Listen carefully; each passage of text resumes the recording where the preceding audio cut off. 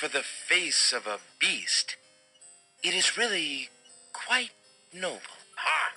I'm glad you like it, for you will soon own one just like it. I too was once a pretty prince, caring for nothing but adventuring and rescuing fair maidens. But I rankled one too many evil hags. One dark night, I was turned into this obscenity you see before you, warped in shape and trapped on this enchanted island over 100 years ago. Surely there is a way off this island. Oh, surely.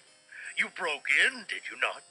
And yet think, where would I go clad so eloquently as I am with this silk and this pelt?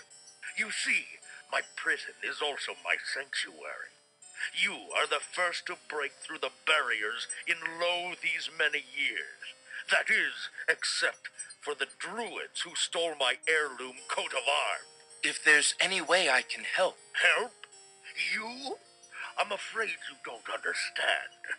The enchanted barriers were a warning and protection for you more than for me. Your prize for forcing your way past them is to join me in this dire life.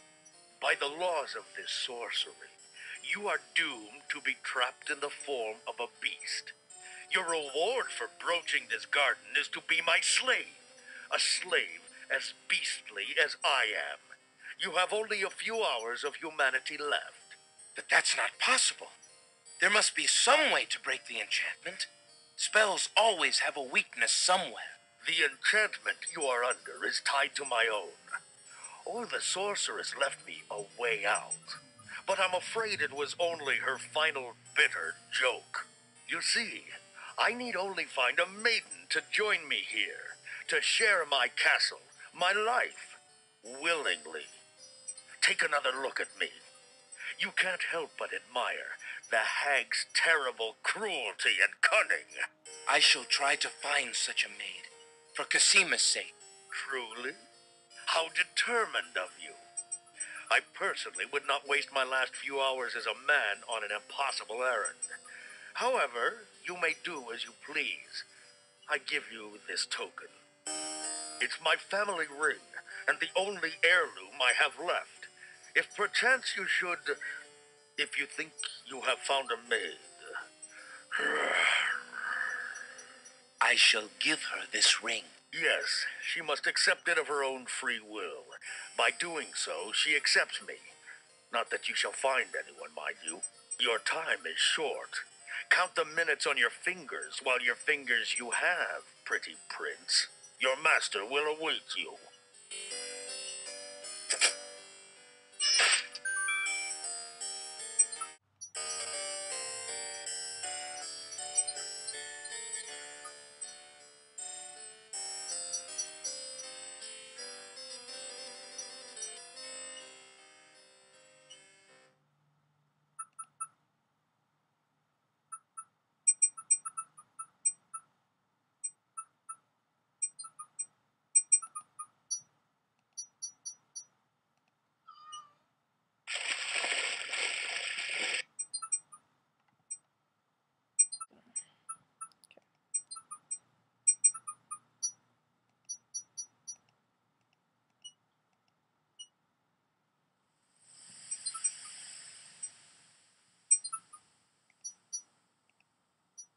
Alexander pulls out his magic map.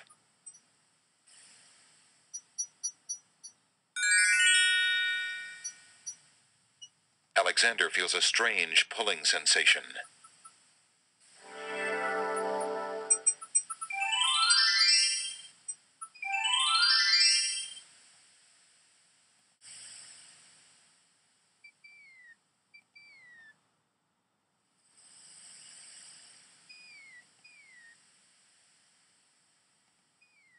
Beast's ring is made of pure, heavy gold and bears an insignia possibly related to Beast's princely past.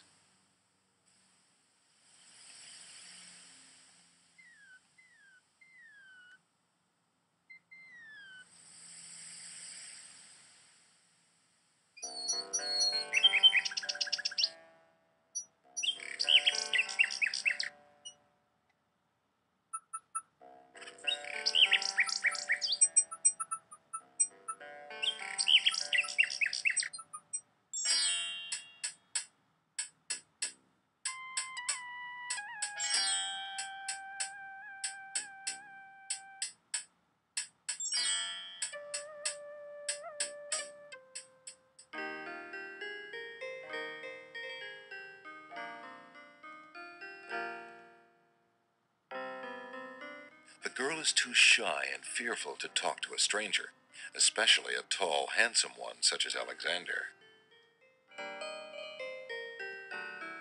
Looking at the serving girl reminds Alexander of the years he spent as a slave under the evil wizard Mananan. He wishes there was some way he could help her. She looks very shy and nervous as she tends her roses.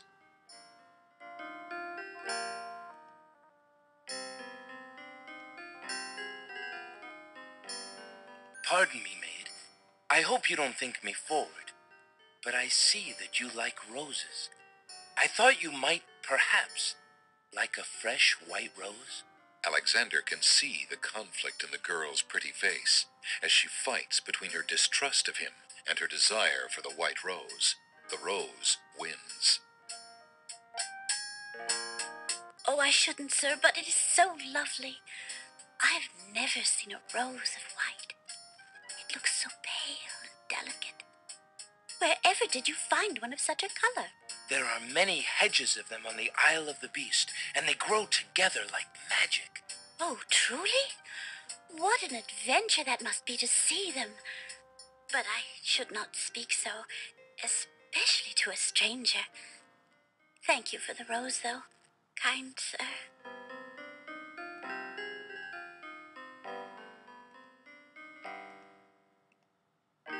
Alexander has a thought about the serving girl. He decides to bring up the subject of Beast with her. Let me tell you about the place where the white roses grow. The Isle of the Beast is an enchanted place. There's a path running through a deep forest. The path crosses 3 magic blockades, set to keep all visitors away. At the center lives a tremendous beast. Really? Magic blockades? How exciting! What kind of a beast? Is it very terrifying and ferocious? It is a beast that walks on 2 legs and dresses like a prince. It speaks with the voice of a man. A beast that talks and wears clothes? How is that possible? Is the beast magic too? Not magical, enchanted. Beast was once a prince, but a witch trapped him in the form of a beast and set him on the island. There he lives in a castle in the midst of a maze. How terrible! Imagine how lonely he must be. It is a very lonely prospect, isn't it? I have met him, you see. He is indeed ferocious, but who would not be? He really exists? Oh, how it breaks my heart. If I could, I would tend to such a beast. Such a beast might find comfort in a kind face. Do you not think it so? Oh, I think it's so. I very much think it's so. You would not be afraid of him? Afraid? Maybe at first. But how silly of me to speak so. The roses in this little yard are the only magic I will ever see. I could take you there. In fact, I would owe you my life if you would go. If you truly wish to go. You are serious? I could leave here? Oh, I have always dreamt of leaving. But to actually go. This is the only home I have ever known. Home is a hard place to leave, even if you're unhappy there. But I will go. If I can help him, I must go.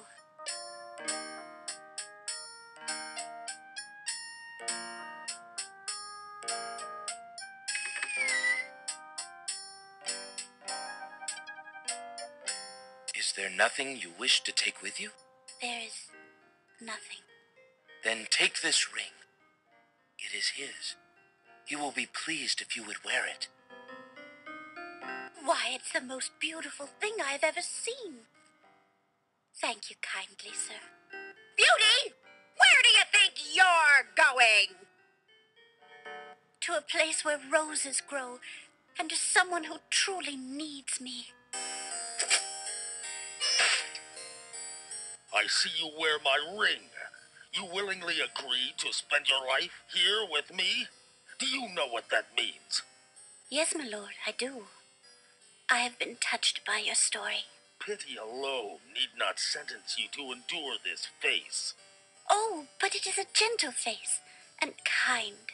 You look at me so sweetly and are not repulsed. Oh, by the light of your eyes, my spirit soars. The enchantment! It is broken! I am pleased to have served you, my lord. Do you still wish me to stay? What? Speak not such nonsense, Beauty. Do you think that I learned nothing of true love during my time here? You are my queen. Oh, my clothes! This gown! How well it suits your noble heart.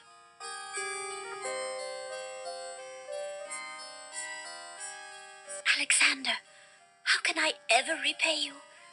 I have nothing to offer except my gratitude. But please, take these old clothes. Perhaps you'll find someone in need during your travels. You have already repaid me by your example of courage, Beauty, and by your friendship, I hope. You will always have our friendship and loyalty, Prince Alexander. But from a fellow adventurer, take some advice. If you find your true love, protect her with your life. Fear all beasts without the redeeming humanity of love. And to aid you, accept my mirror. Now that my life is no longer hung in false shadows, I have no need for it. Give it to someone with nothing to fear from the truth it reveals. Thank you. I wish you both well. Come, Beauty. Let me take you home.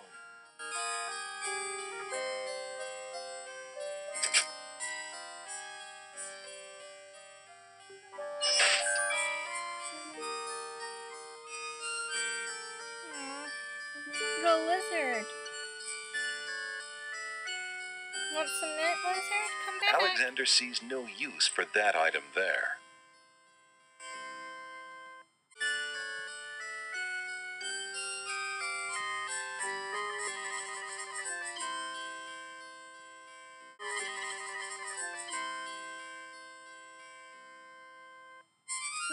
The fountain water is cool and clear.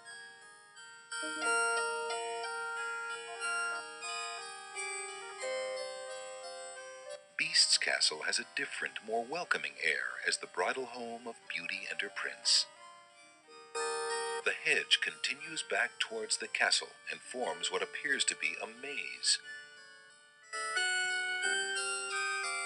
The gate has been firmly shut and latched. It looks like the prince and his beauty need some time alone. The path ends here at a small clearing. A gushing fountain dominates the clearing, and an iron gate leads off into a maze of hedges. In the distance, a castle stands out majestically against the sky.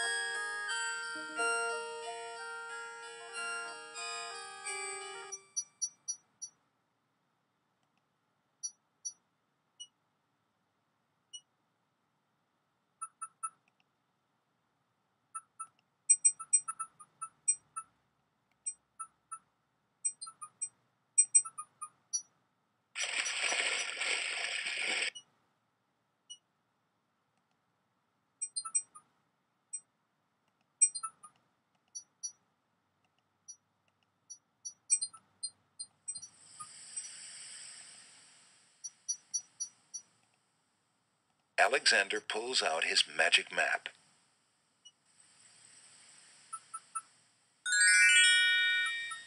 Alexander feels a strange pulling sensation.